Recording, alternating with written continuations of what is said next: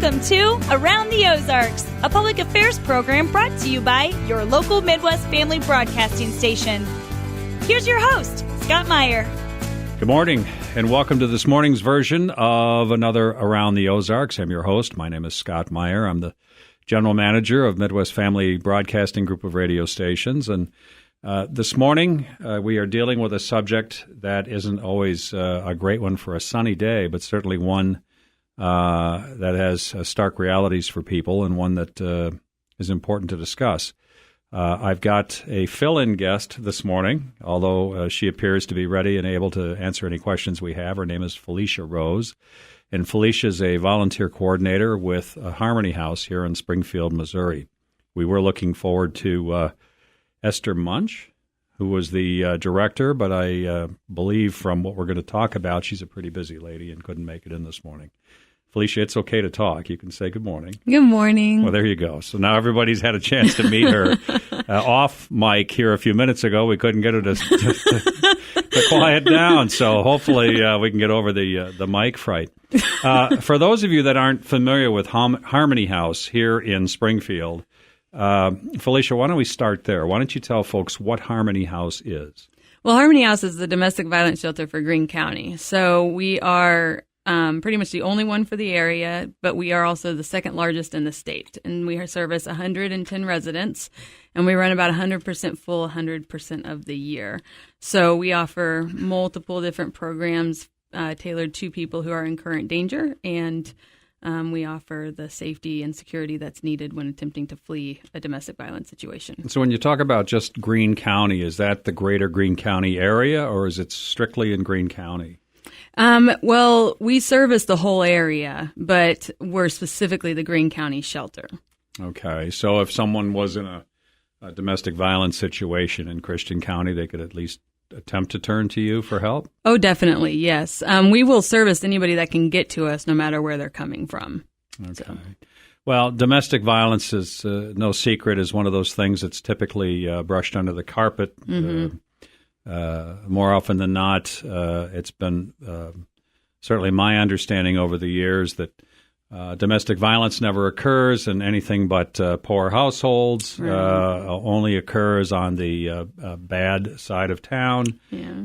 And in situations where people come from broken homes, et cetera. Mm-hmm. Please set me straight, Felicia. I can't imagine that those are the things that really mean domestic violence as a whole. No, domestic violence is non-discriminatory. So it doesn't really care who you are, what your family background is from, what type of situation you live in, or anything like that. The thing about domestic violence is you take a person who is all about power and control, and you pair them with a person who is loving and kind, and you can create domestic violence. So it's definitely not paired to one particular group of people in any particular place. We've had anything from military wives, doctors' wives, down to people in poverty, that we've worked with. And it can hit anybody. And one time I was speaking and somebody said, well, I've raised my kids right, so I know they won't be a part of domestic violence.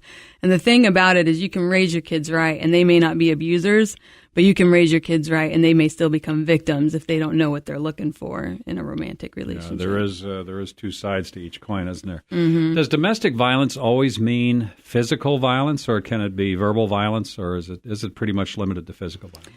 Domestic violence can be a series of different abuses actually occurring inside a desire for power and control. So a lot of times people are actually quite surprised by how long it will take for a physical abuse to enter into a situation, because that's obviously not going to be the first thing an abuser comes out with, because they have to wait until they have more element of control before they can go to the escalation of physical abuse, or else, of course, somebody's going to walk away. First, domestic violence is a series of entrapments that happen from a slow scale. And a lot of times the victim doesn't even know it's occurring until it's too late and they're kind of already trapped. And physical oftentimes is kind of like the top. It's the ultimate authority being established, so to speak. And in some cases, physical may not even come out until a victim's attempting to leave. And that's what kind of brings the victim back in and causes them them to stay is because they know that physical will play in if they attempt to leave. So physical is actually just kind of the icing on the cake, so to speak. But there's economic, isolation, manipulation, psychological, emotional, sexual, all that kind of stuff can be going on, and physical may not even be playing a part until the absolute necessity for it to come in, or it can be part of the cycle depending on the abuser. My guest this morning is Felicia Rose, a volunteer coordinator with Harmony House. How long has Harmony House been available? Harmony House has been operating since 1976, so it's the oldest in the state. And we recently, we are actually in the process of moving to an even larger shelter now, but our current location was established in 1996. So the 110-bed shelter has been in operation since 1996. And we just started off with a little church group of ladies that saw a need, and they would take people back to their homes, and that kind of just expanded into what it is today. What did people do before 1976? I don't know that they acknowledged it. Domestic violence is a very new movement in terms of people being like, whoa, A, this is happening, and B, it's very much a problem, because in times past, I don't know that people would have seen it as such an issue. I don't know. Mm-hmm. But I know in 1976 they started waking up. Okay. You said 100 and how many beds? 110 beds currently. Is that and there's a couple of questions here. Domestic violence is man against woman? No. Domestic violence can be all sorts of different things. It's basically an abusive situation inside a domestic situation. Okay. So that can be a man to a woman. That can be a woman to a man, because we actually take men at Harmony House too. You do? Yes. That can be a adult child living with an adult parent, and that adult parent's abusive to that adult child. It can be the reverse of that. I've had some clients that were parents of adult children, and they had to move in with their children, and those children were now abusive to them as adults. So it can be any kind of abuse inside a domestic situation, but the large portion of it is going to be in romantic relationships of some kind. Doing a little research before we got together today, it appears that probably one of your biggest issues is how many individuals you have to turn away every year. Yeah. It's one thing, obviously, to assist, and with the 110 beds, that's 110 people you can assist. But I would think in a community or an area of over 500,000 people, you got to turn quite a few away.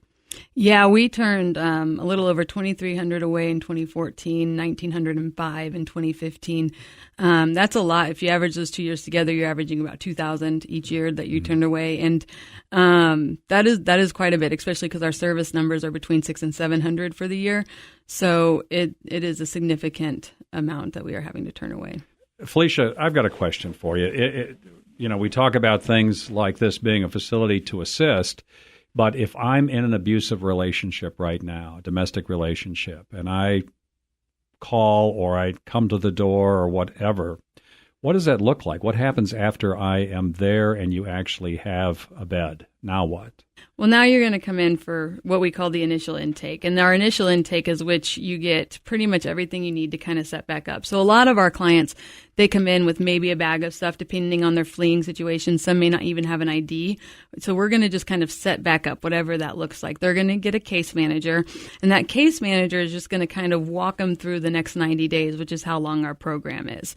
So they can help with anything from domestic violence safety to helping establish into system resources, to helping look for work, to getting them to appointments, to making sure that they have long-term opportunities for safety so that they can go back out and exist in the community.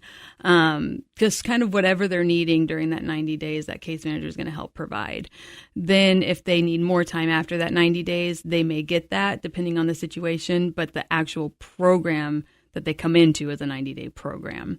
So from there, they can go outside the program and come in through our outreach if they want to, or they can just take on their own independence and go from there. But they're always going to kind of just get set back up initially through our donation center and stuff like that, and then kind of led through chains that might be binding them and how to break them. Felicia Rose is our guest this morning.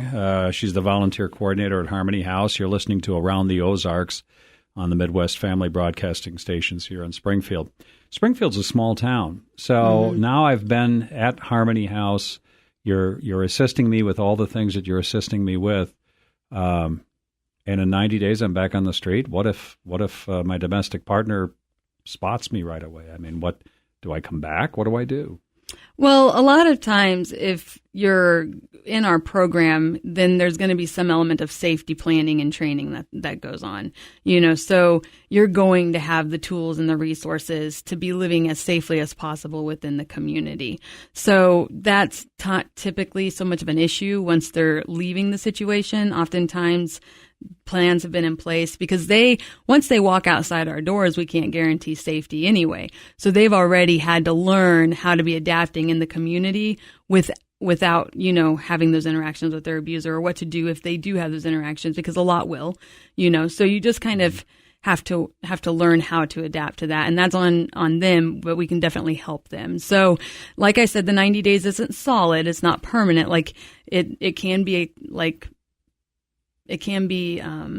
they can receive extensions depending on situations. And then we do have a transitional living program in our top floor. So under certain circumstances, people can go up in the apartments and live for another 18 months if it's a very, very dangerous situation. But a lot of times, most people by the end of that 90 days have been able to set back up successfully and live safely in the community. So you basically turn these beds over 4 times a year. Sounds like, or try to. Well, we turn them daily. Or you do? Yeah, not everybody stays the whole 90 days. Some stay longer than the 90 days. It just depends on the program. Like some people, they were so ready to go and they had everything set up. They just needed that safety net for a month or so while they got certain things lined out. Other people, they're going to be with us a little bit longer. So some people, they left and they weren't ready, and so they went back. It just kind of depends on the situation. And not everybody will stay for 90 days. So we run beds daily. We always tell people to just keep calling, because we don't always even know when a bed's going to open. But almost within the next hour after a bed does open, it's going to be on hold for the next person. Obviously, we've got more to discuss, but it's time for a break. Felicia Rose, volunteer coordinator with Harmony House, is our guest. My name is Scott Meyer, and we'll be back in just a moment. Meet Paul. It's Monday, and he's headed to the water cooler. Hey, Paul. Did you do anything fun this weekend? Slammed some pizzas, sodas, and binged on video games. Oh, cool. It's Monday again. So, how was your weekend, Paul? Pizza, soda, and video games. Oh, and I took my little brother Isaac to the arcade to play even more video games yesterday. You're a big brother, Paul? Swoon. Be awesome. Real Missouri Men Mentor. Start today at bigbro.com. Welcome back to Around the Ozarks on this fine Sunday morning. I've got a special guest, very young guest this morning, who works at a very intense environment. Her name is Felicia Rose. She's the volunteer coordinator for Harmony House here in Springfield, which deals with helping people that find themselves inside a domestic violence situation. One of the things we really haven't touched on is, and we'll put it in the graces of a parent, of an adult parent, and we'll say a marriage or partnership. She or he comes to you and they end up with a bed. What happens to the kids? We accept the children. So basically, as a shelter, we take a whole family unit minus the abusive partner. So that can be a man and his kids. That can be a woman and her kids. If in the event we don't have enough beds for the parent and the kids to both join at the same time, we do work with Isabella's House Crisis Nursery. So sometimes the kids might be able to go there while the parent comes in. But 99.9% of the time, we're going to be able to take the whole family unit if we have a family room available. A lot of pressure on these 110 beds. There's no question. A lot of pressure. So the 110 beds are full. People are trying to call every day. What else can you do for them if the beds are full? Well, the great news is that that's not the only way to access all our services. Now, obviously, we can't offer the safety net of the shelter if you don't have a bed, but we can offer all the case management services that people get through our outreach program. So if somebody's looking to leave and they're trying to get into our shelter and it's just not working, or if somebody's not even sure they want to leave yet, they just want to kind of talk it out, we have outreach case managers that do all the same things as in-house. They offer all that same support, and you can have access to our classes and our on-site counseling and our donations area simply by being a part of our outreach program.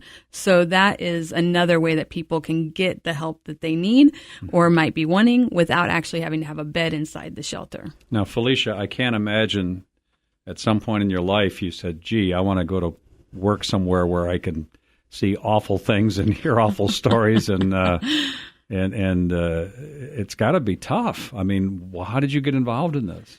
Well, it definitely is tough. I did case management for a while. It is definitely not something I grew up thinking I would do. No.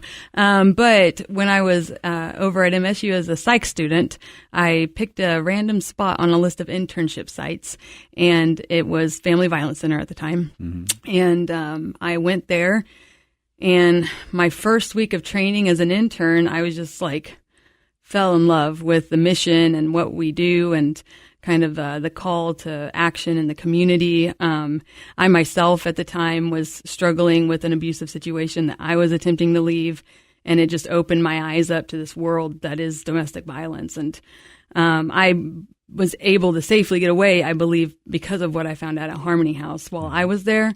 And so now it's just my goal is to just flesh it out there, because people, they need to hear about it. They need to know. They need to talk, because people are suffering every day in silence on this, and it's just not okay. So I really believe in the mission and what we do, and that's why I get involved, and I do it all the time now. No, it's great. It's being exposed to these things gives you insight into things you probably never would have known. Mm-hmm.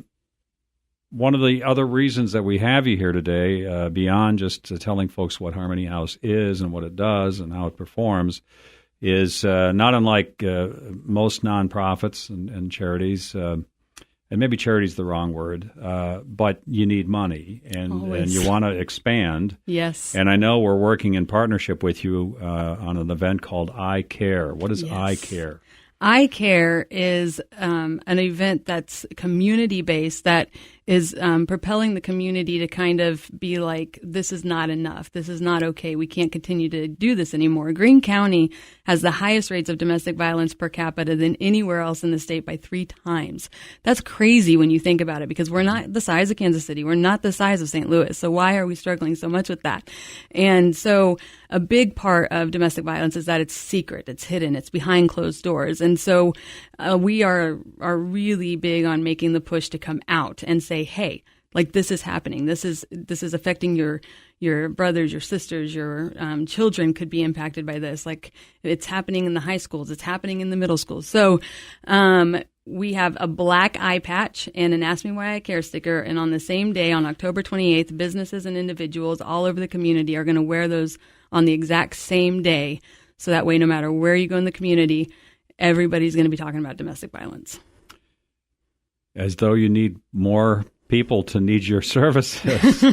I guess in one respect, it's good that to make people more aware. Mm-hmm. But what happens if it goes from 2,000 to 4,000? I mean, what do you do? Well, the thing about domestic violence is Harmony House on its own can't end it. So even though, the good news is that that's 4,000 people that reached out versus 2,000 people that reached out. So 4,000 people knew that they were in something that was no good, which only 2,000 knew before. Mm-hmm. Also the community, honestly, ending domestic violence is a community effort. It's not a Harmony House effort. We're just leading the charge, so to speak. So, if the community has to kind of change their mindset and change their focus, and if the community can do that, and if people can stop victim blaming and start, kind of being the support for victims that's needed, then honestly, that 4,000, it may be 4,000 that we turned away, but they're going to receive help in all these other ways too, from other people, from other helping agencies. So yes, our turn away numbers, they could go up, but that's not necessarily a bad thing at the same time. No, I get it. I understand that makes it makes a lot of sense. Hopefully, it helps not only increase the awareness but increase the funding as well. Mm-hmm. The relationship with the local police department. Can you tell me about that a little bit? It's very good. I mean, it's fantastic. We have a wonderful relationship with the police department. The chief is very knowledgeable on domestic violence. Mm-hmm. And I know that as far as we're concerned, especially in my case management years, like if we needed help, man, the police were like right there. If we needed special services, like for the victims or whatever, like we could contact the police for help. Like it's a great partnership with the police. One of the things I love to do with our guests, and our producer Dylan knows this, but everybody's got a story. And Felicia Rose from Harmony House, can you tell us hopefully a good story, a brief one of something that you've been involved in with someone who's come to you for help and maybe has a good ending, if there is such a thing? Oh, there certainly is a good thing. Yeah. Like I said, a couple of different times I've hinted to the fact that I was a case manager. So I did that for 3 years. And I have success story after success story after success story that came through my door. The good news is that over 50% of people will leave their abusive partners for good with intervention. So that's a really positive thing. And I have a story I tell all the time of one of my former clients. And she was probably one of the most severe cases that I saw come through my door during my case management years. She had been like beaten up and down, like he was going to kill her the day that she came into us. And the reason he did not kill her is because she got outside and people saw what was going on and they called the police. That's the only reason she didn't die that day. So she comes to us. He goes, to a 72-hour hold. He didn't leave her alone, of course, when he came out of jail. They very rarely do leave their victims alone. That's why that return rate's so high. So she went back, obviously, for safety purposes. She came, and while I was with her, I just flooded her with domestic violence information, like just tons and tons of like, here's a cycle, here's what's going to happen. Because so many people have never heard about it until they come to us. Mm-hmm. And that's the first time they're hearing about it. So she landed back with us 3 weeks later because of another assault that occurred. And when she sat in my chair that time, she said, everything you said would happen did happen. I'm ready to make this break now. It's rare that somebody would do it on a second time, but that's how done she was. That didn't end, obviously, that day. We ended up going through like a 2-year court battle with the guy, and it was a pretty rocky 2 years for her. It was rough. Mm-hmm. But that was several years ago now, like 3 or 4. And today she is doing absolutely wonderful. She has 3 kids. They're doing wonderful.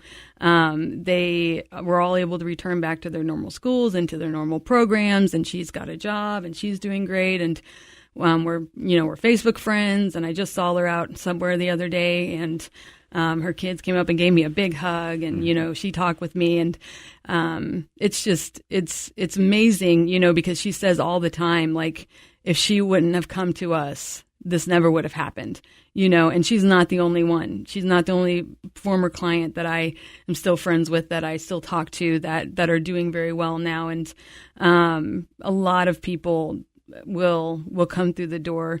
Not everybody will be a success story. Not everybody will be able to make that break, but many do. And it's very, very amazing to see like the way that their lives change because of the impact that we were able to play in it. Felicia Rose is my guest this morning. She's volunteer coordinator for Harmony House here in Springfield. A nonprofit, second largest, you said, in the state of Missouri. Yes. To help people out of or people that are finding themselves inside domestic violence situations. Yes. And maybe helping them find a way out of that situation. A little bit about you. Where are you from? I am from Springfield. You are? Oh, yes, the great area of Springfield. Which high school? Parkview. Okay. And went to MSU? OTC and then MSU, and now I'm at Drury for grad school. Oh, is that right? Yes. And in what? What do you look Nonprofit and civic leadership. Okay, so you want to continue with this craziness? Oh, yes. I love it. Wouldn't have it any other way. Is that right? Yes. Okay, all right. Do you think you'll be involved in domestic violence your whole career, or do you see from this you can help others doing something else? It is a high likelihood that I will maintain domestic violence or some element of abuse in my entire career, just because I believe in the ending of it so much, Mm-hmm. because if our community wants a chance at having a good future, abuse has to stop. How do you deal with the psychosis that goes on with something like this? When you see these people, you more often than not, I would think, meet the other person, or maybe you don't. Not so much. No? Abusers, the thing about them is they like to stay behind closed doors. They're not likely to come out and make a presence at Harmony House or any agency that is more powerful than them. So we occasionally might have an issue here or there, or like if we're doing court advocacy for a client, we'll see them. But for the most part, we don't have much interaction with the abusing party. If someone's listening to the program this morning and is in a situation, what would you tell he or she right now? What could they do right now? Right now, they can contact our outreach. That's the best step. Like maybe you're not ready to leave, and that's totally okay, and it's got to be 100% your choice. Just contact our outreach and talk, because it's not easy. If leaving domestic violence was easy, everybody would do it and we wouldn't need to exist. And that's the fact that has to be faced. And it will be possibly the most dangerous thing a person does, and that's the truth of it. And so you don't have to leave right away. You don't have to call for a bed. You can just call our outreach and talk to somebody. And that's always the best first step. Needs? What kind of needs do you have other than money? Are they volunteers? Is it clothing? Yes. Yes and yes and yes. Yes and yes. Well, I'm running out of blankets. Home furnishings, new cars. Yeah, we'll take new cars. I would like one, please. No, we need all sorts of different things. I definitely have volunteer needs all the time going on. Our biggest bulk of time for needs is Monday through Friday during the daytime, because that's not an easy time to get coverage on. We have any type of needs from inside the shelter to community events outside the shelter. So lots of ways to get involved, and people can get online at myharmonyhouse.org/volunteer and see the different areas, as well as sign up for an orientation. Donation needs, we need everything. I tell people, from the toilet paper to the living room couch we'll take. Like anything you need for your home, we're going to need for ours, or they're going to need for theirs. Because anybody that comes in our shelter, once they're leaving in a positive way, we can give them the furniture or give them the household items that we have. Also, while they're with us, we provide everything from the meals to the laundry soap to the deodorant, so we need all that kind of stuff to be coming in. We do have, we're an Ozark Food Harvest Agency, so we do have like some elements of ways to get food, but food donations are good too. And group service in the form of fixing meals and stuff is definitely a need for us. And then obviously money's a big need. We have over $1 million budget, and less than 50% of that comes from grants. So a lot of it has to come from donor dollars. And the good thing about us is over 90% of a donor dollar is going to go to the actual residents, because a lot of staff are funded through grants. So that's a cool thing that's able to That's be a phenomenal by us. number. I mean, we try to stay at that 90% or higher return. Because everybody has a handout, and not everybody's good with the handout. Yeah. Well, and the thing about Harmony House, Esther always says, is we are a hand up, not a hand out. Oh, I like that. Yes. I like that. I She's look a forward smart to meeting lady. Esther at some point. We're about out of time. Anything that we didn't discuss that you want to throw in quick? No, not so much. Just if you're a family member that's connected to somebody, or a friend that's connected to somebody dealing with this, don't judge them. Please don't judge them. Like, you don't know what it's like unless you've been through it, and it's not easy to just walk away, or they would. And so you need to be respectful of that. That doesn't mean you have to support it, but don't shame or blame them while they're in it, and let them be the ones that make the choice to leave it. And they will when it's time and when it's safe. And the website again is? www.myharmonyhouse.org. Okay, very good. Felicia Rose, thank you for coming in this morning. Head volunteer coordinator for Harmony House here in Springfield. I hope you learned a little bit more about what that is. It sounds like a nice thing when, in fact, it's dealing with some really tough things. Yes. But that's Harmony House. My name is Scott Meyer. You've been listening to Around the Ozarks, and this is the Midwest Family Broadcast Group of radio stations. If you want to hear this morning's show again, you can find it on www.mwfmarketing.fm. Have a great morning, and we'll talk with all of you again next week. Thank you for joining us for Around the Ozarks, a public affairs program brought to you by your local Midwest Family Broadcasting Station. Listen again next Sunday morning at 6 a.m. Find this and all other segments of Around the Ozarks at mwfmarketing.fm.